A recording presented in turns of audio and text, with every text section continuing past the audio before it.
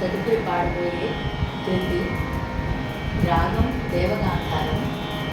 ఆదితాళం తిస్రగతి, రచన స్వరకర్త doctor Yanamala Srinivasa Sharma గారు ప్రముఖులు. ఈ కృతి ప్రపంచ సంగీత దినోత్సవం వరల్డ్ మ్యూజిక్ డే సందర్భంగా రాయబడిన కృతి.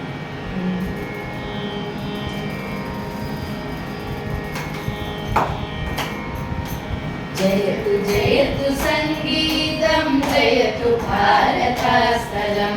జయతు జయతు సంగీతం, జయతు భారతాస్థలం, జయతు భారతీయ హృదయం, జయతు విశ్వ సౌహృదం, జయతు జయతు సంగీతం, జయతు భారతాస్థలం, జయతు భారతీయ హృదయం, జయతు విశ్వ సౌహృదం, జయతు జయతు సంగీతం, జయతు భారతాస్థలం.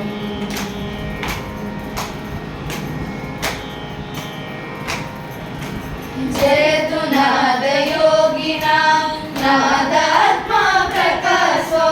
జయతు నాదయోగినాం నాదాత్మా ప్రకాశో, జయతు వాగ్గేయకార దైవ భక్తి కీర్తనం, జయతు నాదయోగినాం నాదాత్మా ప్రకాశో, జయతు వాగ్గేయకార దైవ భక్తి కీర్తనం, జయతు కీర్తనోదితో దివ్య భావ నిశ్చయః, జయతు కీర్తనోదితో దివ్య భావ నిశ్చయః, జయతు దివ్య భావోన్నత జన హృదయ విశుభ్రత, జయతు దివ్య భావోన్నత జన హృదయ విశుభ్రత, జయతు జయతు సంగీతం, జయతు భారతాస్థలం, జయతు భారతీయ హృదయం, జయతు విశ్వ సౌహృదం, జయతు జయతు సంగీతం, జయతు భారతాస్థలం.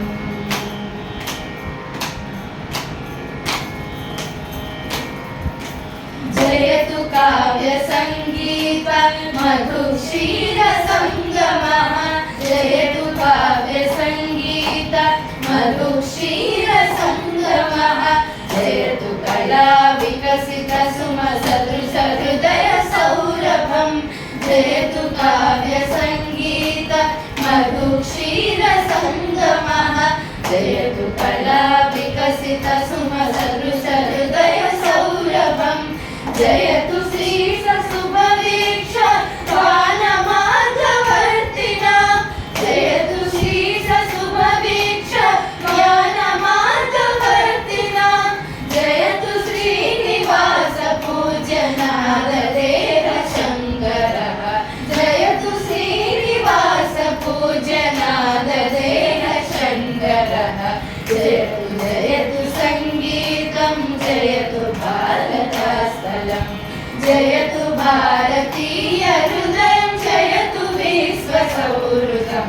జయతు జయతు సంగీతం, జయతు భారతాస్థలం,